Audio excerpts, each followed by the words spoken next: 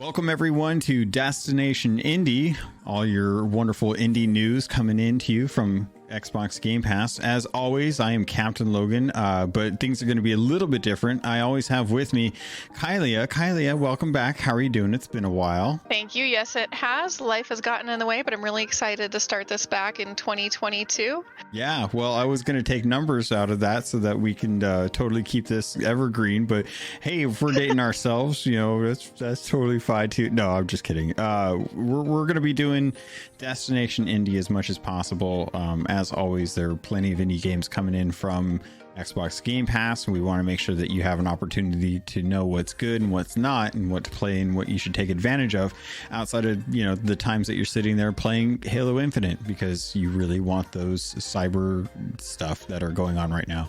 But there's things are going to change. Things are going to be a little different from now on. As much as I love playing the games that Kyleia tells me to play, we're going to be shifting things up a little bit. In fact, one of our good friends, Zammwow, is going to be jumping in with us. He's actually going to be helping with the actual content of it, while I kind of take a backseat and start doing some more of the production side of it. So while I put everything together and make sure that it sounds all nice and fun for you guys, they are going to be the ones that are kind of heading off this conversation. So Zamm, welcome to Destination Indie. How are you doing? Hey, thank you. I am doing quite well. Awesome. Well, it's good to have you here. I'm glad that you kind of picking up the mantle of playing video games that Lish tells me to play, and help. Maybe we can actually come to some stronger agreements about what's actually good and what's actually bad, as opposed to me being wrong and her being right, and have some fun with it. You know, we can only hope. It's true. Yeah. Hope is all we have. So the game that we're jumping into this week is actually going to be the Artful Escape. So Lish, like this was kind of your choice. I played it a while ago, and Zamm, you played it more recently, and you just finished it. So I figured I'd give you guys the stage if you guys wanted to talk about the game and where it stands, what got you into it, things like that. Well, I actually want to start with in our discussions of how we were going to be making some adjustments to the podcast and how we were going to be handling everything. Ooh, better. I thought that I'd like to have a little bit of direction for it this year. One, it's motivation for us to play things for, you know, all of our listeners. But two, I just think it would be fun. So we decided to do alphabetical. So that means we're going to start with A and work our way to Z, and for better or for worse, whatever we find in that category when we get there, we're going to talk about. In this particular case, I heard excellent things from actually starting with you, from people about Artful Escape, and then Zamm as well. So it's definitely something that we wanted to give a try and see what we thought of it, and it was an experience. Yeah, definitely. Zamm, are you happy with this arrangement? Are you looking forward to doing this A to Z for indie games? Yeah, actually, I helped pick out some of them. I've got my B game done already, so obviously the A one. So I've got a couple more picked out. It kind of helps me, like, when you pull up Game Pass, it actually already brings games up alphabetically, so you can just kind of work your way down the list. Kind of helps. Can we get a bit of a tease on what the B is? Oh, it's Boyfriend Dungeon. Oh my. Oh my. And that doesn't mean we dislike any of the other games in the category. It's just what we felt would be the game that we most would like to focus in on within that letter. Awesome. Doesn't mean, like, for example, Origami isn't a good game or anything like that. I went on sexiness rating, so sex appeal. Oh boy. And everybody turns off the podcast. No. Oh no. Well, I guess that's kind of where I should pick up, huh? Yeah, this is it's going to be your guys's. I'm going to be hanging back and doing the production side of this, but I'll jump in if something creeps my interest. But for the most part, it's all on your guys's side. So take it away. Well, I'm going to kind of do my usual intro. So Artful Escape is a game that's by Beethoven Dinosaur, and that is the studio. They're in Australia. It is their first game. It released on September 9th of last year, and it was a day release console exclusive, but it actually also launched on Steam at the same time. Now, January 25th of 2022, they also released it on PS4, PS5, and Switch. So everybody has a really good chance to play this. Of course, it's on Game Pass, and that's the most recommended way to give this a try. It's about a 5-hour long game. And then the publisher is Annapurna, which we really like Annapurna around here, apparently, because we have already gone through several Annapurna games, including but not limited to Donut County and What Remains of Edith Finch. I couldn't find anything about how many staff members there were, but there is something interesting worth mentioning. Johnny Galvatron is the creative director of Artful Escape, and he actually used his band and his experience with his band to do the music for this. The Galvatrons, worth looking up, really cool band. And then what happened is the Galvatrons enjoyed the whole thing so much that now they're releasing an album that is based off of the game. Oh man. And this is normally where I kind of go through like gameplay style and stuff like that, but I guess it's kind of hard to explain or talk about what Artful Escape is. I mean, somebody told me prior to me starting it that it was an experience, and I do feel like that is the most accurate way to describe it. Not as a walking simulator or a music game, but an experience. Zamm, what are your thoughts on your first thoughts when you started the game? I could give you a description for this game, which may key in have my feelings on it, but it is a gorgeous looking walking simulator where you're walking from a game of Simon to another game of Simon. That's a really good way to put it. It's very forgiving too. It's got no fail mechanic, so it's really nice. But in Artful Escape, I'm gonna lose my voice 1 second. So in Artful Escape, you play as a character. His name is Francis Vendetti, and he is living in the shadow of his uncle.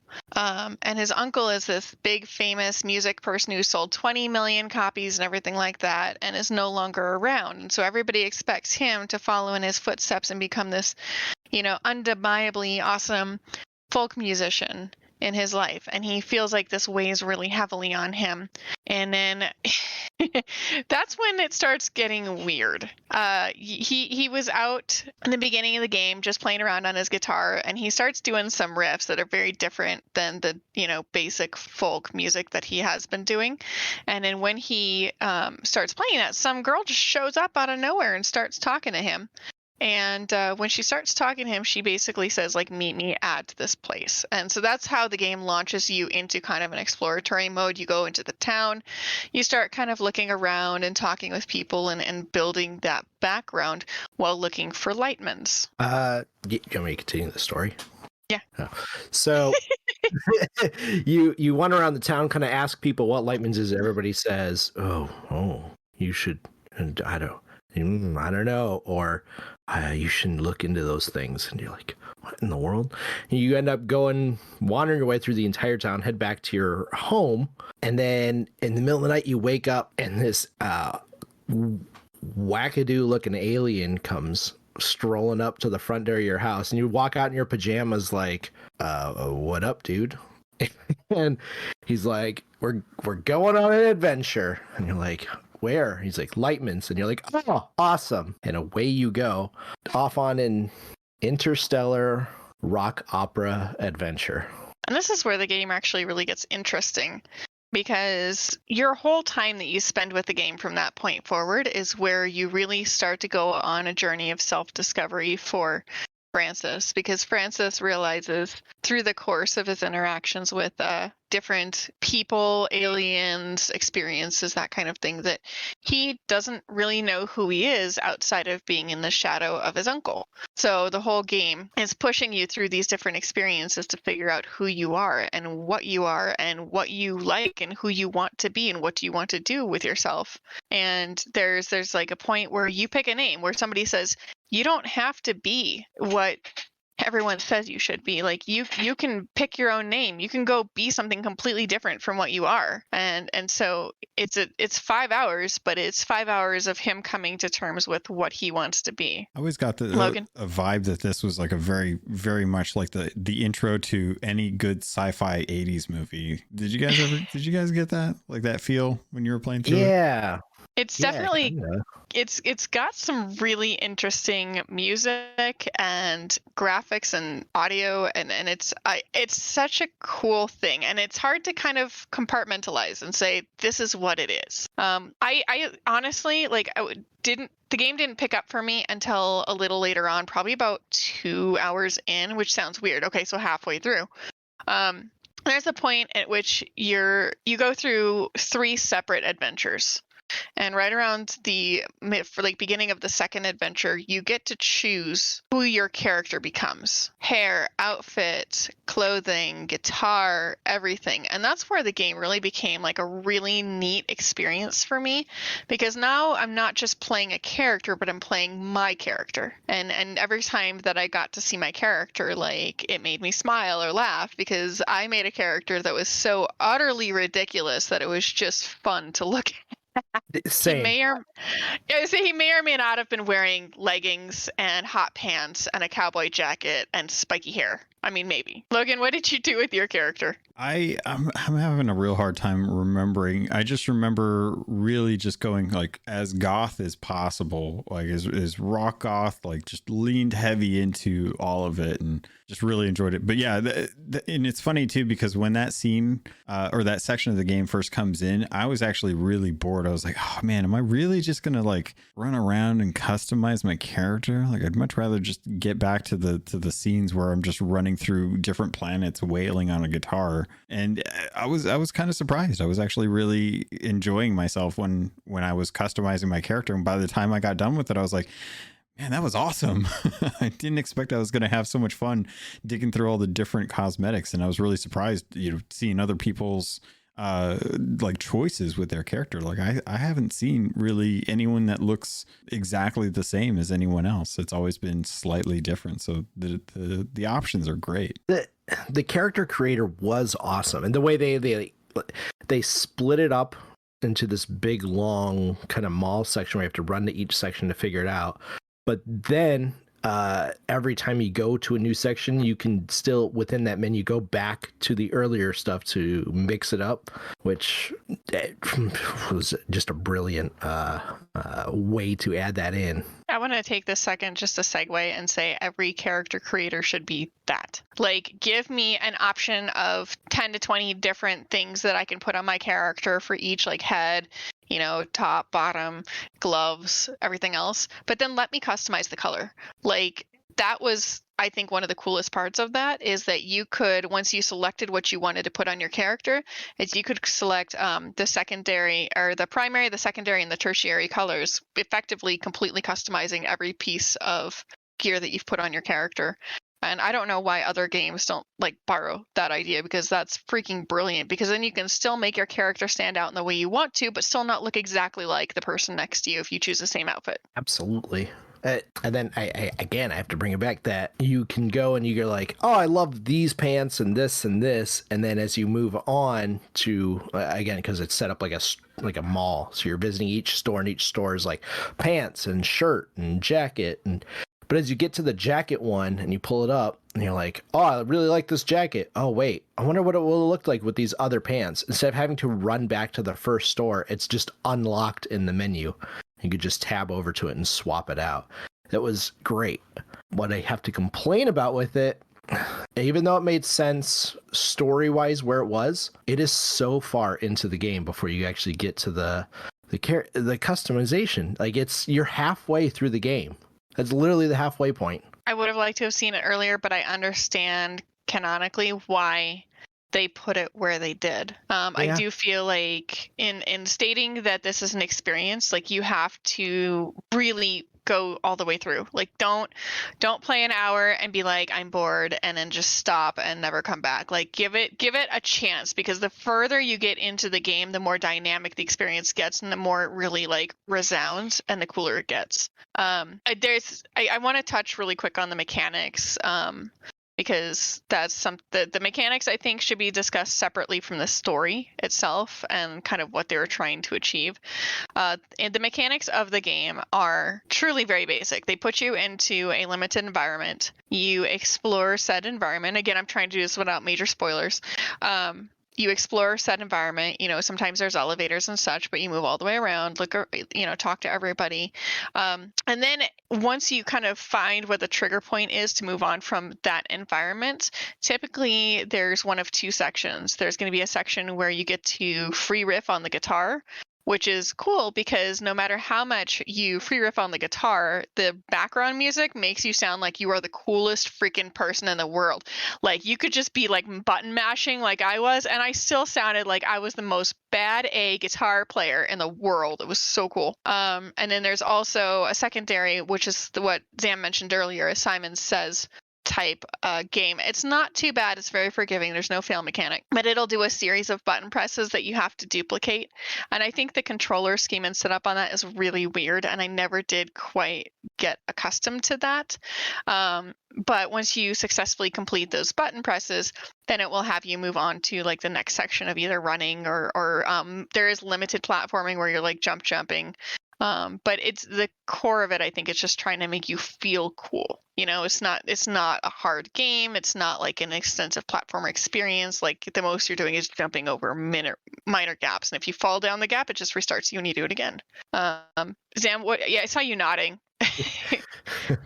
I was gonna say, like, as far as that platforming goes, like even when it resets, you don't even get thrown way back to a checkpoint. It's like literally at that jump, so it's super handy there. And I 100% agree with you for the button layout.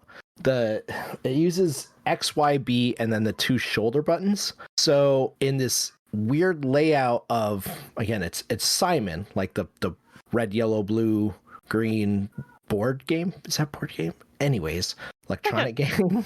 Yeah, a little disc. Yeah, it's just a glorified version of that. It's super forgiving, but all of it is done with like your thumb, and like all of it is done with your right hand, and then except for one button on your left hand. And I won't lie, that threw me off so many times. Like it just until I was really far into the game, and even then it was still. Especially when there was like multiple button presses where they'd want you to press like Y and bumper at the same time. Like that just, I would stare at it for a split second. Oh, okay, that's what they want. Yep. Or Y and X. I'm like, oh, let me turn my thumb like this so I can hit both of them at once. That's what a weird combo. Definitely a couple points in which I physically like had to set the controller down in order to hit multiples where it'd be like, I want you to hit like bumper, a B and Y all at the same time, and only finger that. So did it make you guys feel like you could have been playing it on a GameCube controller? Yeah. Oh my god. Yes. Yeah, it looked like a GameCube controller. Oh, yeah, you nailed it. I was wondering too, with the cosmetics you guys were talking about, I was thinking about it. There's no opportunity for you to play as anyone other than the male protagonist. Kyleia, when you were playing through this, did you want to play as a female when you were going through this? I did, but I don't know. Like, it's weird because when you get to the customization, like you can even put female outfits and hair and stuff like that on the character and skirts and all of that, but you can't actually adjust the gender or the voice or anything like that. And then without thinking, I named my character Kazuya, which is one of the names that I use for things. And then the whole time he's like, I am the unmissable Kazuya. And I was like, this is weird. Like this, it's awkward. Yeah, I was just thinking about that because a lot of the dialogue in the game is actually voiced, which is really cool given the cast members that they got for this. They got some real A-list actors from Hollywood to be able to be members, but your character, I think it's Michael Johnson, is the main protagonist in this, and he's got a great voice. But going through the character customizer, I couldn't help but notice. I was like, well, would my character wear a garter belt? I don't know if I would wear a garter belt. That doesn't seem like a me thing to do. So I was thinking it was like I would probably be more okay with that if I was playing a female character, because I have no reasons for me to want to cross dress in this instance. But if I was playing a female character, then hell yeah, I would probably lean into the social norms of what people expect people to wear and stuff, and that felt more natural than what I was being given. But I think that was a really interesting point, that the game gave me options like that to say, if this is what you feel comfortable with, those options are made available to you, but not so far as to say that they're going to have a female protagonist. I feel like I mean, could have. Yeah, it absolutely could have. I mean, obviously, it costs more to hire a second voice actor or actress to bring them in and have them voice the thing. But you don't even have to change the character's name. The character's name is Francis. That's a nice multiple Gender neutral name. Yeah, gender neutral. Thank you. Words. Well, Yeah, you could. I mean, they could have just had characters. I mean, there was points in which they referred to the character as it or they, in addition to he. I mean, it very easily could have generalized that when recording voice lines, and then done both a male and female character. So there is a male female couple, well, not couple, but characters in this game. Violetta is one you come across pretty quickly into the game. And she is fully voiced as well too. It seems like this would have been an instance where if I was making the game, I would have had the two voice actors that are doing Francis and Violetta record each other's lines, and that way you could flip the two characters when you're making the game. If you wanted to play a female protagonist, you would be playing as Violetta, and Francis would be the person that you meet later on, and vice versa for anyone that wanted to play through as a male presenting protagonist. That's actually a brilliant idea. Yeah, I agree. I love that. Go design games. I'd rather talk about them or watch you guys talk about them. Speaking of, it does have a pretty stellar cast in terms of who did the voices in the game. I mean, there's not a lot of people. You stick with the main, people over and over, but there was Michael Johnston as Francis, Caroline Kinley as Violetta. Is it Lena Headey? Yeah, Lena Headey. Headey. Cersei from Game of Thrones. Oh. Jason Schwartzman as Zamm. Which, if you guys don't Mark know, Strong. If you guys don't know Jason Schwartzman, he is a gem. He's been in so many amazing films, and he's such a character actor. I love him. And Mark Strong. Mark Strong is in just about everything. Yeah, I didn't even realize who Mark Strong was, because it's kind of a generic name. No offense to Mark Strong, but you know what I mean. I went and I looked it up, and it was like, oh my gosh, he is in everything. I know that guy from all the stuff. Yeah, Jason Schwartzman, the end boss in Scott Pilgrim versus the World. Yes. Mark Strong was in Gideon Graves. Yeah. He plays G-Man. Yeah, G-Man. And he's the bad guy in every film. Yeah, he really is the bad guy. Mark Strong plays Merlin in the Kingsman franchise as well too, but he was also in Shazam. I love him. He was in I can't think of the one movie that I was just thinking about. I'm trying to find it real quick, but yeah, Mark Strong is in he does a ton of voice work as well.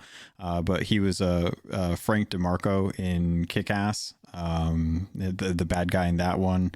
He was Septimus in Stardust. Yes, he was. I love that movie so much. It's my favorite movie of all time. Yeah, so he's a lot of films of his that I absolutely love. Absolutely exceptional. But then you've got Lena Headey as well, and Caroline Kinley. The whole cast is so good that don't forget Carl Weathers. And Carl, that's true. Sorry, I'm so sorry. Always going in Mando. You half expect him. Carl Weathers talking about his fights against Rocky and hiring Mando to go take out some ruffians out in Tatooine. It's come on, this cast is insane. And yet during 2021, 12 Minutes was getting so much more play, so much more attention for its cast than the Artful Escape. I was just like, are you crazy? Look at this cast. They're amazing. That's all I had to say. Sorry for the non sequitur. No, I until we were it started rolling the credits in the beginning of the game, because I went completely blind. I didn't look at achievements. I didn't look up what it was about. I wanted to just experience it completely raw. And it started rolling the credits in the beginning. I'm like, whoa, look at these people. I had no idea that it had big names like that in it. Yeah, and unless you know the voices, it's hard to pick up. What next? I was gonna say, why don't we talk a little bit about are we able to talk about the story without ruining it? I mean, the story is kind of the premise of the whole game. Yeah, well, I mean, it's like if you read a blurb about the game, like a synopsis of what the game is, like outside of it being a Simon Says walking simulator, if you talk about the story at all, it's an 80s film. Like there's a sad person at the beginning and he gets happy by the end. Yeah, it's pretty straightforward. You're not going to miss a whole lot. I like the fact that the character embraces like themselves. I guess, like, you know, and it doesn't let outside pressures or what other people want or think of them control what they decide to do, keeping this intentionally vague. Your classic 80s journey of self-discovery. Yeah.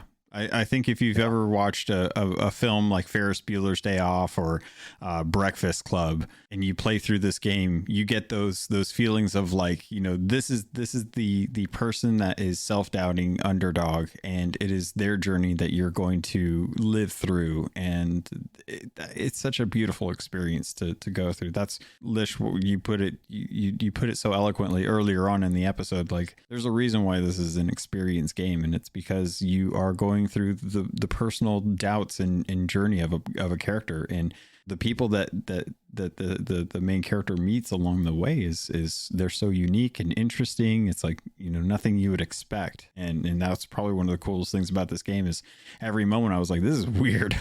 This feels like I'm on an acid trip, and I've never done acid. So clearly this is touching on some nerves that, you know, like it reaches out and does creative things that you wouldn't expect, and really just kind of nails it. I think this is a perfect game, and I don't say that about anything ever. Man, I don't know if I would say perfect, but it's really well done. I think the flow is good, the pacing is good, the graphics, that's our next discussion, are amazing.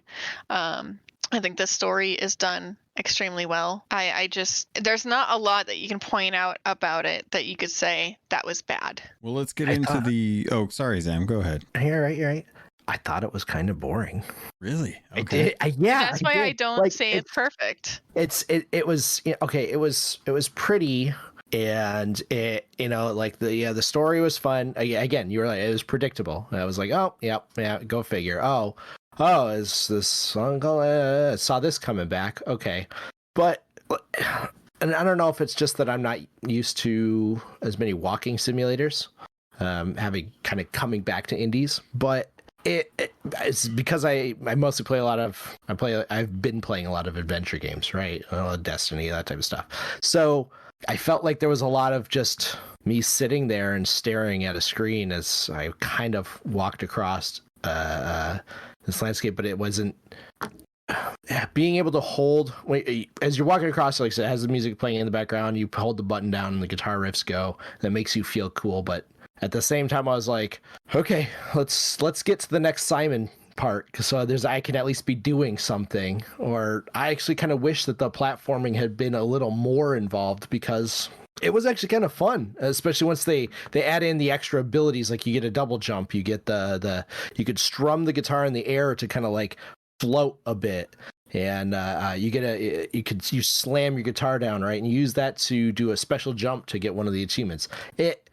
Those were cool things that were never really used, and I mean, it felt like a lost opportunity there. I agree with you. The further you get in the platforming sections in the game, so like I said, there are 3 major like chunks in which it takes you on a separate adventure within the game.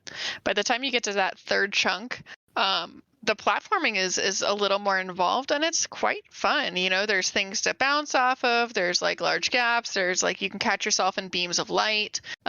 There's a lot of different opportunities you have in the platforming sections. And again, none of it's hard, but I do agree with you in that it's more fun because it's more involved versus just jumping over some logs or jumping over some gaps. Now, see, all that platforming that you just said, like the beams and stuff, that's all in the 2nd section. I thought that was in the 3rd section. Nope, it's in the 2nd one. The 3rd section is where you go up to do your final performance and stuff, and that's where you're running through like the village and stuff, and it. Oh yeah, okay, I'm with you. Yep. So it's the best part of the game is that kind of middle chunk, you know, where you get to right after you've designed your character and everything, and then it just kind of goes, okay.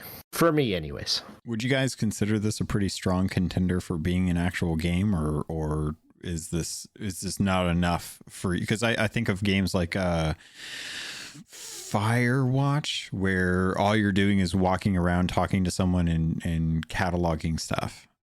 This was way more interactive than Firewatch is, outside of just, being in a world and stuff. But would you guys say that compared to like a Firewatch, that this is more of a game or less of a game? I would say more of a game for sure. Personally, I'd agree with that, but I think the whole like, is it a game at all is a silly discussion personally. Yeah. Like, if I'm picking up a controller and I'm sitting in front of my TV and I'm actively using my controller to do something, it is a game. Regardless of what I'm doing in the game, if it's just walking around or reading journals or cataloging things, it's still a game. Like Sea Life Safari was a 360 game, and your whole game, all you're doing is just going around snapping pictures of sea life. Still a game. It's just Pokemon Snap right there. Audience, I feel like I have to say this. Kyleia has been known to pick up certain games depending on how easy their gamer score is to complete, though. Trying to be better. That was last year. This year is all about like playing what I have in my library, and I really want to give some more dedicated time to all the amazing games that are on Game Pass. Like, they've done such a good job bringing in indie presence to Game Pass and then flushing that indie presence out that it just blows my mind. Like, every day they're announcing more games. I'm like, oh my gosh, I have to play that and that and that and that. And not everything's great. Like, do not recommend Paparazzi. Sorry, Paparazzi. Look like a bad game, still a bad game. It's just, it could be good. It's just not polished, I guess is the best way I'd put that. Better or worse than Artful Escape? Way worse. Oh, I'm glad. Artful Escape is good. I really did enjoy the time with it. Like, I think one of the things I enjoyed about the story of Artful Escape, and maybe it's just me, but sometimes when I play a game, I just want to play a story. I don't want a love triangle. I don't want them to, my favorite thing where they kill a character off or they kill a family member off to try and artificially like draw your emotions. Like, I just give me a good story. You don't have to kill anybody. You don't have to be in love with anybody. There doesn't need to be a love triangle. There doesn't, you know what I mean? Like, and that was really refreshing in Artful Escape. Like, yeah, there's a male character and a female character and they're interacting closely, but nobody's in love with each other, which is awesome. Like, you know what I mean? Like, you can have those interactions and not have to have a romantic influence. Everything you just described was the qualifications for Spider-Man for PS4. I just want to point that out. It was a Spider-Man game, but everything you just said would be applying to, like, these are the cheap things that Spider-Man does to get you to feel like it's a good game. Oh my god. I mean, yeah. I wasn't trying to throw Spider-Man under the bus. I thought the parallels were interesting. I agree Spider-Man. with you. I'm a sucker for like a vengeance story or something. But I get it. I get why, especially triggers for certain people. Speaking of which, can you think of any story triggers in this one that might turn people off? Like things that they would. Sorry, I blanked out because I was responding to it. You're good. My wife was texting me a price about a transformer that she found at a shop, and I wanted to make sure that I let her know not to get it. Sorry. What was the question? Triggers in the story that might be upsetting or otherwise somebody might take issue with. I don't really see anything. Like, even in his, like, the way he's treated about wanting him to like take over the mantle and everything of his uncle, like, I don't feel like anybody's like, I mean, the worst thing is that one guy who's kind of yelly in the beginning, but who supposedly punched a dude in the neck in Boulder and killed him. Yeah, like the bully at the beginning is really the only triggering thing I can think of. Everything else really does feel like a sense of exploration and discovery, and anyone that has trouble with that is like, I would say if you're I can't think of it. If you're agoraphobic, maybe this would be a big stretch for you to have to feel comfortable, getting out of your house to go do something. But outside of agoraphobia and bully, I can't really think of anything that would be too triggering. Yeah, same. I can't really think of anything either. So that's good. Hey, you know what? Perfect game. 10 out of 10. I think you mean 5 out of 7, sir. Oh, you're right. Sorry. 8 out of 9. 7 out of 9. Ooh. Let's talk about the graphics. Okay. Let's age us all a little more. Yeah. Graphics. I think this is definitely the prettiest game I have seen in a while, between the way that they had 2D characters on a 3D environment and the way that the movement was so smooth, and the interaction between the two, but also the way that the depth of the background, especially in the platforming sections, blew me away. Like, it was done so well. But I could be alone in this. What do you guys think of that? No, I mean, it looked good. I like that kind of field of view and the depth. It's a pretty game. It's a very pretty game. I saw that there was an interview with the developers about on UnrealEngine.com, and one of the things they ask about is their favorite effect that they used on it, and they said bloom, and yeah, boy did they. Yeah, I didn't like the art design as much. I thought it was really pretty. I thought the colors were amazing. The whole 2D puppet kind of characters, that the little cutout style that they did for it, I thought was a little off-putting, given the design that they had for these worlds. Honestly, I would have loved to have seen something in 3D. I would have loved to have had like a third-person action game where you're kind of running around through these forests and these planets and stuff. Seeing a ship in 3D and stuff would have been really cool. I mean, it played well for the sake of customization, being able to, it's really is like a paper doll simulator in that aspect. But like, oh yeah, when I think of weird movements, I think of like watching Francis dance was like so off-putting. But watching the actual stick figure, well, I shouldn't call them stick figures, but watching the actual character movements was kind of so, but I still think like their interaction to the environment, the characters in the background, like I feel like that all was very smooth.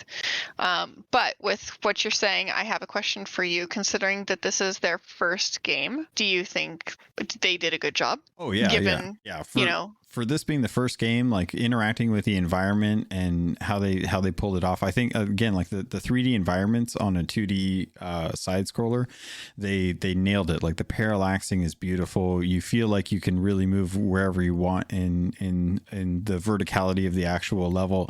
I think that the UI design was really good. I think the characters were very unique. I think they really did a great job. It's just one of those situations where I look at the 2D characters and I think, God, they killed it with the environments. They killed it with the story. They hired the right people. The music is absolutely amazing. The colors are beautiful and stuff. But at the end of the day, it's like playing Mario level 1-1. You're going from left to right, and that's Paper Mario. Yeah. That's the only gripe I've ever really had with it, though, is that it just didn't feel like I was in the world all the time. It felt like I was watching a paper craft go across the world, and I would have liked to have been able to actually explore those environments a little bit more. Yep, same. It's you literally took the words out of my mouth. Those the aliens that you meet, like especially like say the ones again in that village in the third section. Something about their design turned me off so hard. Like they didn't flow with the similar design style, I guess. And it just, like they looked like something you pulled out of a totally different game. And then, like you said, with the movement, I'm pretty sure I've seen that exact style of movement from someone like the Barbie Flash games my daughter has on her tablet. So, High praise. It was a little weird. I would have liked to have seen some more variation in the characters across the different sections of the universe. I'm air quoting here that you guys can't see that on the podcast, but across these different sections of the universe where they're traveling to in these 3 different sections of the game, I would have definitely liked to see some variation in like the styles of the aliens and stuff, because it's just not there. Which brings me to, dude, what's up with 1, everybody wearing glasses, and 2, everybody not having arms? Yeah, right? It's a weird character decision, right? Like something tells me that they had problems like with eyes. Because with papercraft, how do you get, like, if you look at the feet when they're standing there are pointed in the same way, but it looks like their legs are broken, and it's so weird. Especially given like the backdrops, like the ice level with the Aurora Borealis, and you get those weird crustaceans with the neon cities on their back, and they're flying in the background, and it's just like, this game is amazing. This game looks so cool. And then I look at Francis and I'm like, Oh, buddy. Oh, buddy. You got big wonky feet and they're pointed in the same direction. It looks like your legs are broken. I'm so sorry for that. There's no three dimensions to your body at all. And you know, it feels so rough, to look at that. So I given that this is the first game, I think they killed it. I think they absolutely killed it. I don't know how they got the money together to be able to get the cast that they did. 'Cause it seems like, you know, they still managed to pull off a really good game. Aside from that, but yeah, with future games and stuff, I would love to see them bring someone in who can do some really good 3D designs on characters and stuff, even if you're still going on a 2D plane. Yeah, I think that the 2D character in a 3D environment was really cool, personally. Okay, that's what I think. But I do think that there are some failures in the 2D character that makes it look and feel more disconnected from the 3D plane. And that is something, whether it would have been additional development time or they can fix it in a future game, but it's definitely something that once you notice it, you can't unnotice it. Yeah, definitely. This game looks way better than Pokemon Legends Arceus. I'll say that. Listen, you know, that's an experiment in and of itself. I love that I got no pushback on that. So cheers to you, friends. I don't play the Pokemans, so I don't know. Oh my God. Again, age us up some more there, Lish. Pokemans. Okay. Lifelong Pokemon player here, but hey, you know what? I'm debating whether or not I'm going to pick up Legends, but I don't blame you. You know, I could probably get over the look, especially if I play it on a Switch on portable mode, then really, whatever. I don't care. Yeah, just pretend you're drunk half the time. It's fine. With Artful Escape, well, I did want to. Where do you? Go ahead. Oh, sorry. I was just curious, like, because we're talking about gameplay, we're talking about the beauty of the game and stuff, and it feels like they really killed it with that. With this studio, are you guys thinking like a second game from them would follow in the same thing, or do you think that they would be able to just go wherever they want, and would you want them to divert so heavily from that, or would you want like a second game where they focus on a new character and do something similar, but still somewhat different? So I have a couple things to go over. One, I'd like to talk about the music because I think with everything else that they've done, like the music needs to be discussed. But I don't want them to make a sequel or follow up to this. I think that from beginning to end, the experience is something that it caps off very nicely, and I would not like to see, at least directly related to this, in that vein. I think that given the caliber and quality of the game that they produced on their first run, they can absolutely try something completely different, and I would be for that. I'd support it. I'd try it. Zamm, how are you feeling? Same. Yeah, I something different, man. I think they, like, for all the criticism I've thrown at it, it's a cool game. Yeah, especially if you have Gamepass. This is an awesome experience to pick up on Gamepass. Play it a bit, you know. Heck, if you're playing it, I think you could stream this game through Gamepass. So, like, I do think you're right. On honestly, like, this might even be a good one for mobile with touch controls. You know, nothing's too crazy. The platform it might be a little, but at the very least, you could start it that way, and it might be a good setup for something like that. But yeah, I would like to see them do something different. That's so interesting. Oh my God, that's so. I totally see them going into a sequel. I totally see Francis becoming the new Lightman and ushering in a new person and having a conflict between musical themes, like, you know, types of music, like have a person that takes the role of Francis, and instead of playing a guitar, they rap, you know, do something really unique with that, and then have them go on the same kind of journey. But instead of it, you know, we're going from, you know, Cars 1 where you're trying to figure out if you're the actual hero, to like Cars 3 where you're having to teach someone to be the next hero, and, you know, having Francis be that next kind of mentor in the theme. My name is Derek, and I'm here to say I'm gonna blow your minds in an unusual way.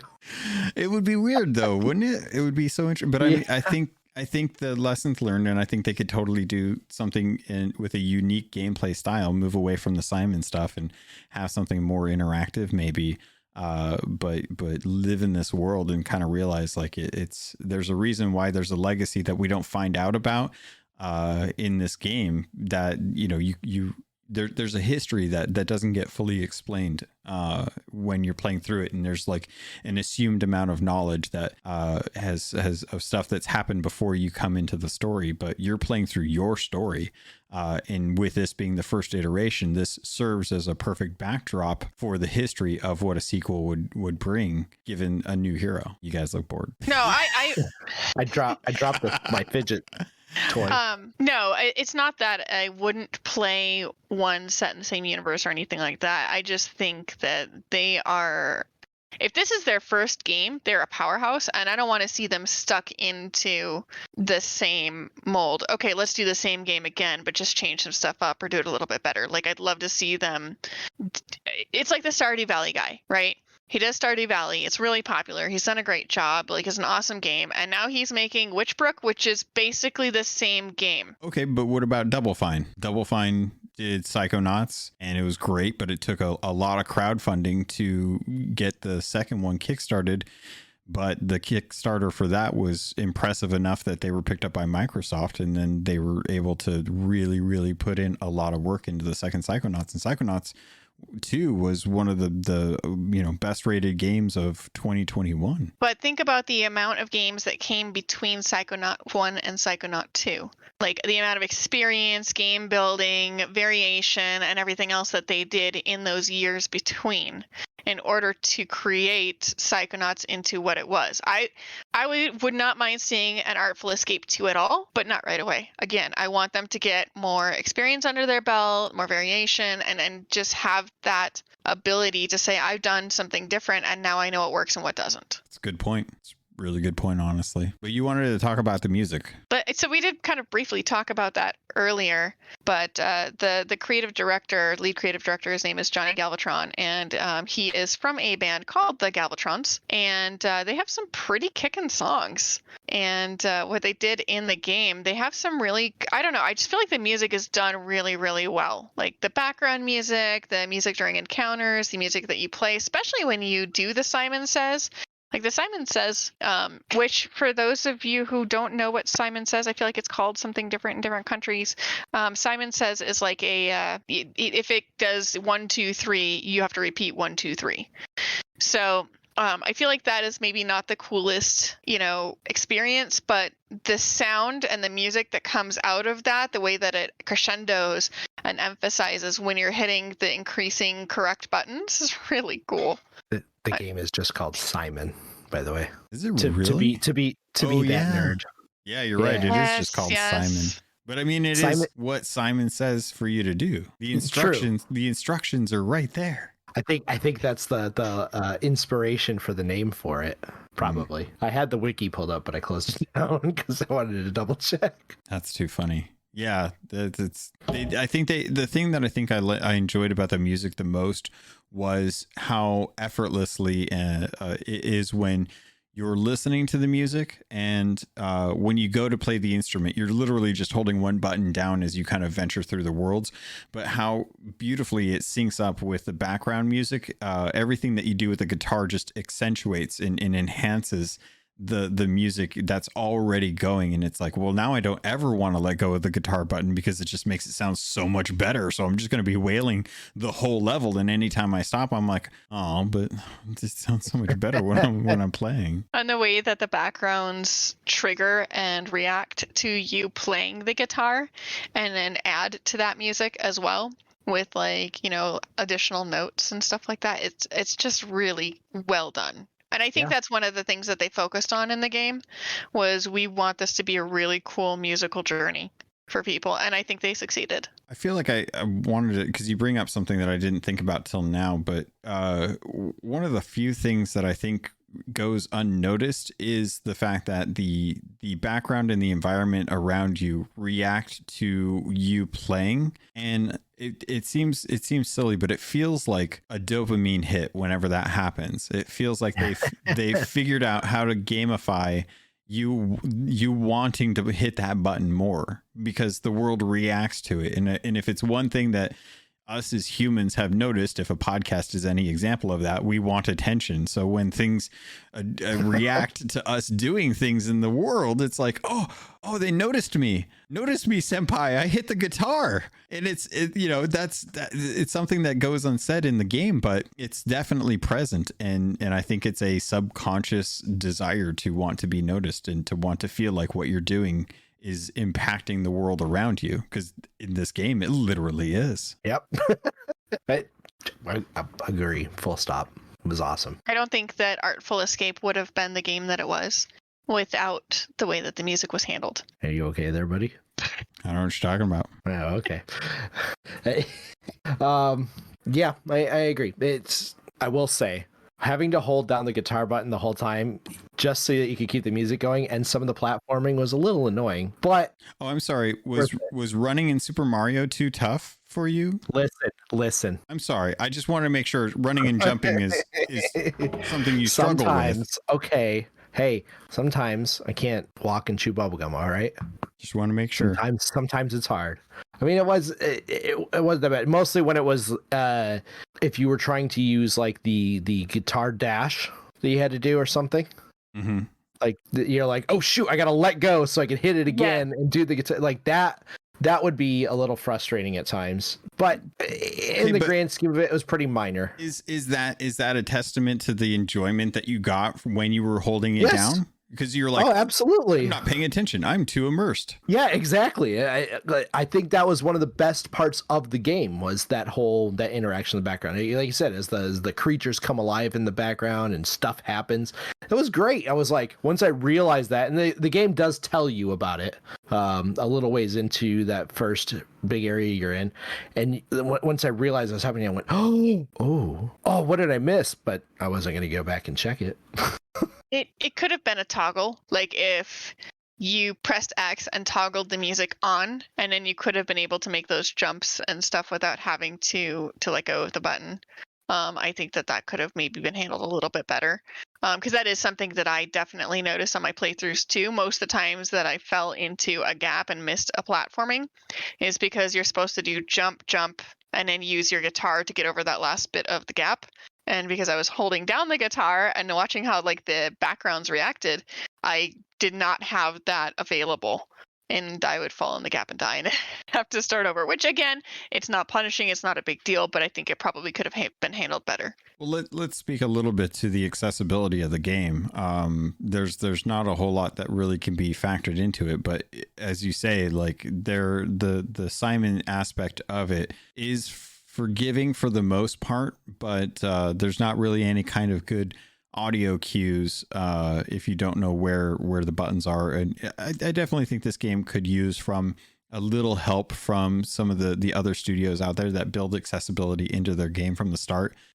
Like you said, having a toggle for the run, I think would be really strong for any future iteration of a game like this, where the intent is to try and experience it, less so like the technical skills behind it. So not having to hold that down if you can't hold down buttons for long periods of time, it does kind of take a lot of that enjoyment away from the game. I can say if I didn't have my Elite controller and have that button remapped to something on the back, it would have been much more of a pain for me to hold the button down to play while I was running.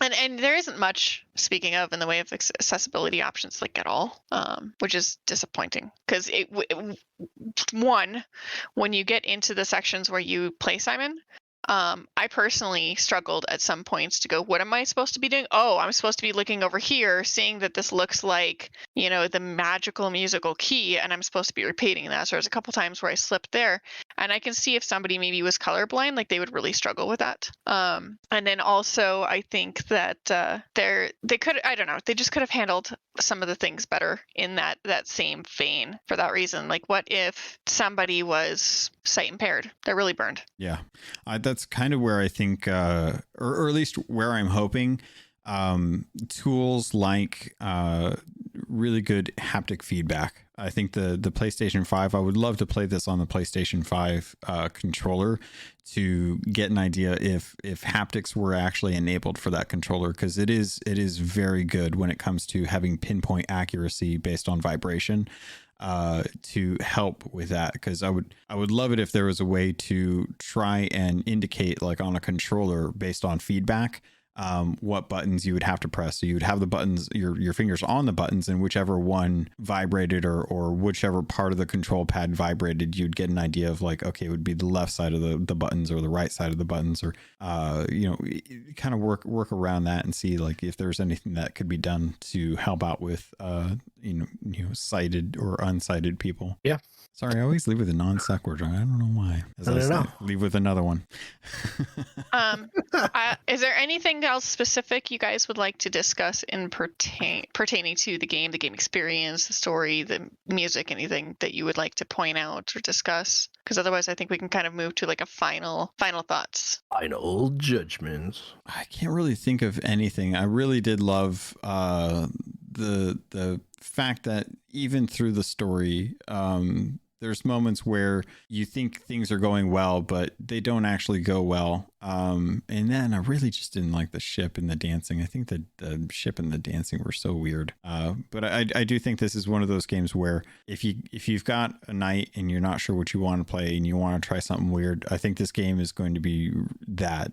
But it is really off-putting if you're not used to really out there character designs. Like if you're not a fan of like Babylon 5, or you've never seen a Star Trek episode or a Star Wars thing, like this is going to trip you out and you're going to be like, what the heck am I looking at? Because this is kind of crazy. But that's about it as far as like some of the things that I would kind of wrap up with. Dialogue system. Oh, go ahead. Sorry. Yeah, you're fine.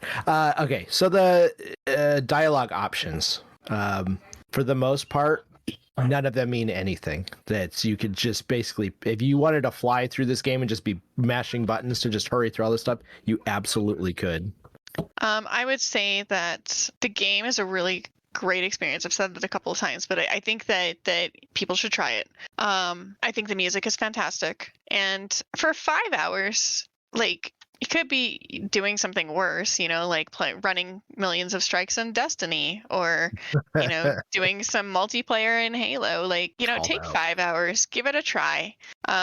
It's worth the time, I think. And if you're a big Cheesemint fan like I am, I did a playthrough including breaks and everything like that, 4 hours and 45 minutes, and I got all but 2 achievements, which these 2 tell me are pretty easy to go back and get. So in your 5 hours, you're also, or 5 to 6, we'll say, we're also going to get 1,000 gamer score out of it. It's got the chapter select, which I really like too. So you can really go back to any level that you want and just play through that level and get those last couple achievements. And one's told to you, and once you go back to that level, you'll be able to finish it. The other one, there's not really a good way to know, so I just recommend going over to like True Achievements and looking it up, and that's going to be the easiest way to knock that last one out. I have to have an opinion for one moment. Every game should have chapter select. Full stop. That's hard in an open world game, though. Yeah.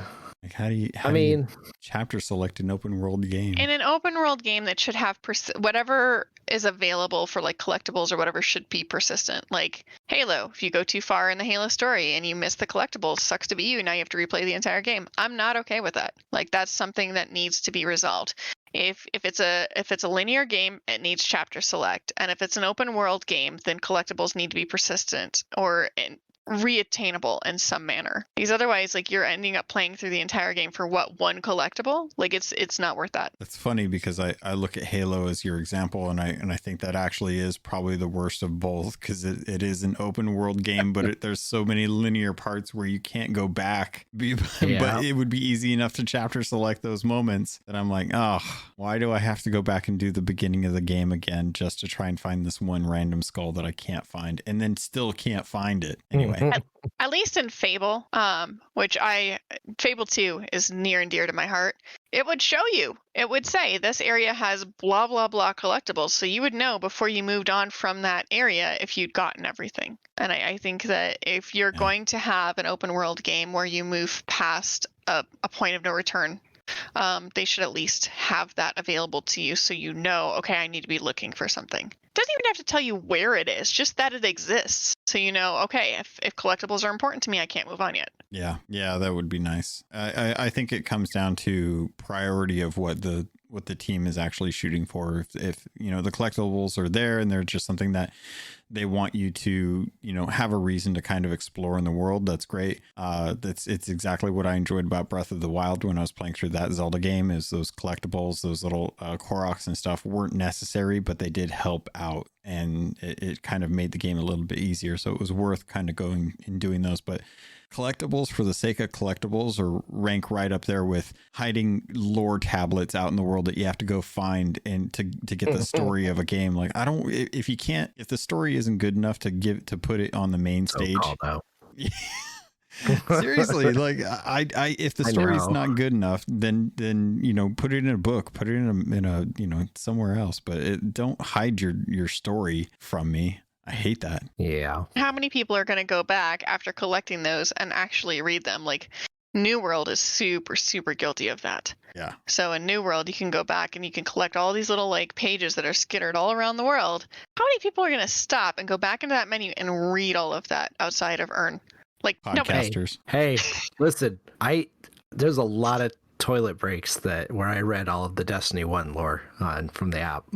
A lot of but that's the difference is that stuff was made externally for you. Like, you could go in through the app and actually read that stuff. But I mean, if we're talking about like a game like Halo, like those audio logs are spread out all over the place, but they're audio, but you still have to sit there and do that. And then I don't want to move from where I'm at, because I'm like, well, if I move too far from where I'm at, then, you know, what if I interact with something and it cuts off the audio log or it starts overlapping? And I'm like, no, this is stupid. I have to sit here and actually listen to this. But you couldn't have just like built it into the actual stories. It gets away from the whole point of what we're talking about with Artful Escape, because that's not an issue there. All the story is built into the actual game, which I like. But and as no far collectibles. And no collectibles either. Yeah. That's the nice thing. It's refreshing. It's easy 1,000-point achievement list. It was like, I've 1,000-pointed 2 games on Xbox. That's Destiny 2, because I've been playing it forever, and this game, because it was very easy to go back and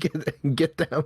Well, that says something for Artful Escape, though. I mean, that you're coming from a mainstream side of things, and you played through the game and mostly enjoyed it. Mm-hmm. And even we're willing to go back and, you know, 1,000-point achievement, finish it up. So when you get to the end of the game and you go back and you look at the achievements and you see one of them secret and then one of them's like very easy, especially with chapter select, like that's a low bar for your gamers. Like, that's a good way to like reward them for playing through the game. You know, all you have to do is actually just play the game and you're fine. Yeah. So it kind of sounds like we're coming to our final judgment phase. So why don't we go ahead and jump into those? I say play it. I mean, I don't do, you know, scale of 1 to 10 or anything like that. I don't feel like that's fair to a game. And of course, with every game, your mileage may vary. But I say take the time. Take 5 hours, try it, play it. You know, even if it's not your jam, you might really enjoy it. Like, pretty much everybody that I've talked to and seen play this loved it. Yeah.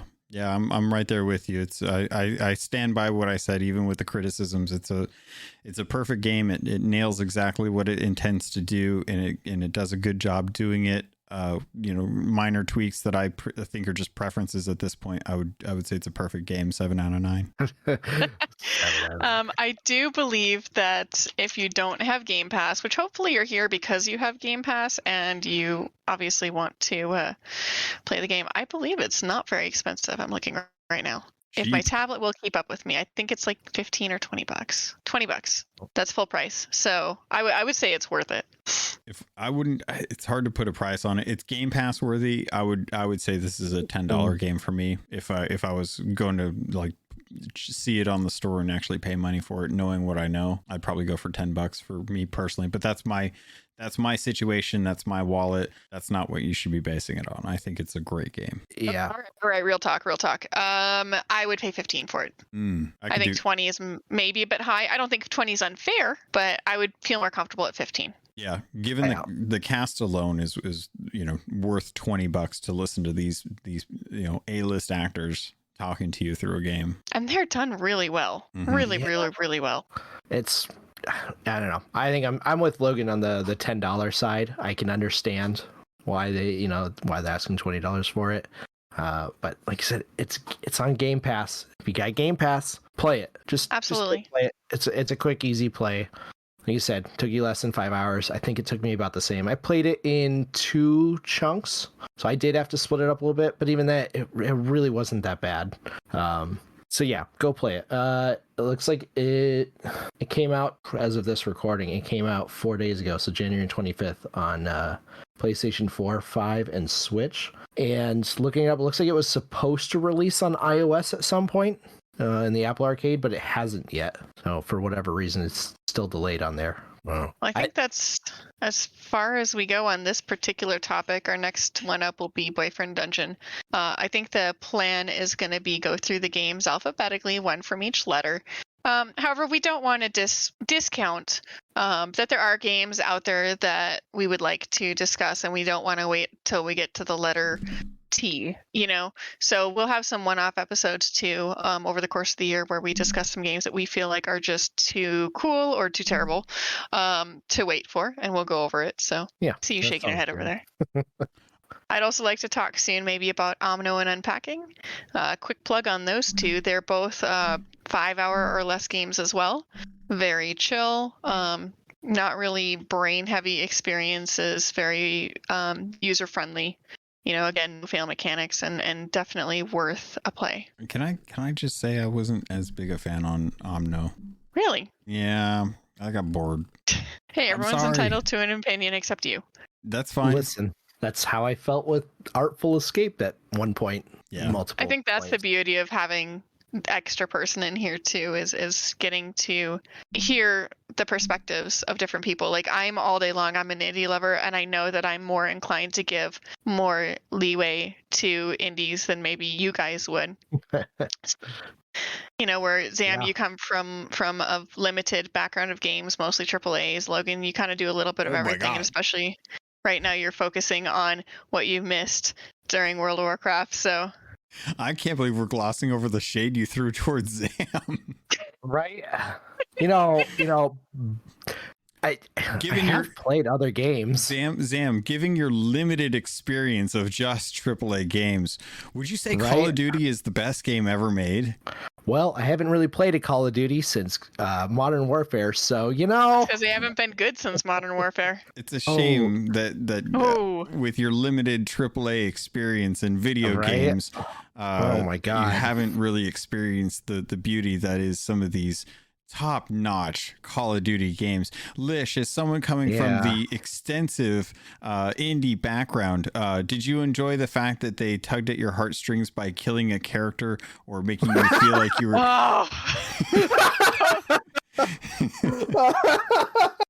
That gets me heated. That gets me heated. Freaking killing off characters for emotional. How dare they? These fake characters. Rude. I love you guys, and you know it. I love you too. Oh, yeah. Well, was there anything else you guys wanted to dive into with the Artful Escape? I think I'm done. All right. I think we're good. Just a friendly reminder again, look up the Galvatrons.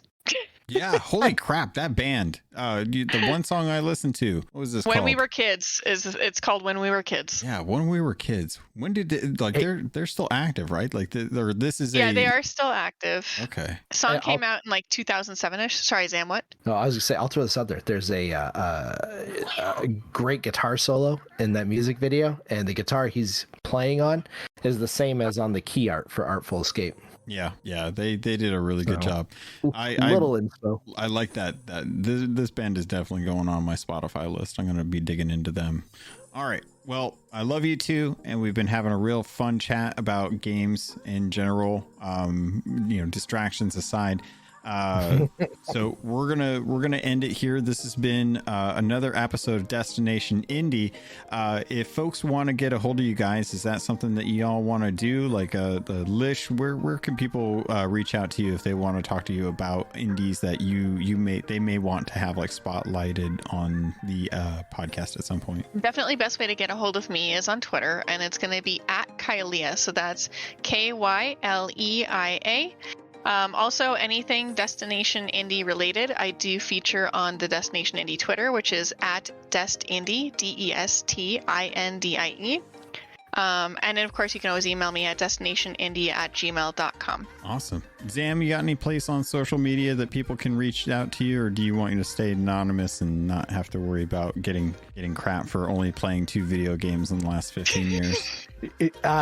No, reach out and try it. I despite all the shade that Lish has thrown at me, I really have played more games. That you can find me on Twitter at Zammwow.